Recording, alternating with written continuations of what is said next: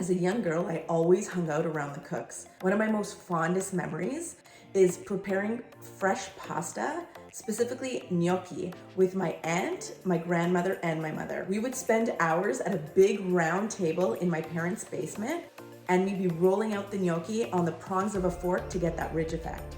I loved sitting there and listening to their conversations.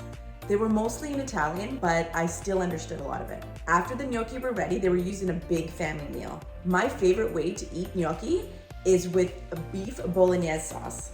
My Zia makes the most ridiculously good beef Bolognese. This dish seems like a lot of work, but it's actually really easy and so delicious.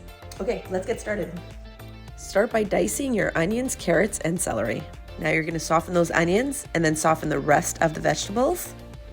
Now it's time to add in the beef. Cook the beef until it's no longer raw, and then you're gonna add in some milk and nutmeg. And then next, you're gonna add some white wine. And last, you're gonna add in the tomatoes.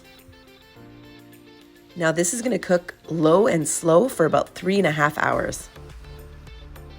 Now cook your gnocchi. You'll know when they're ready when they float to the top of the water.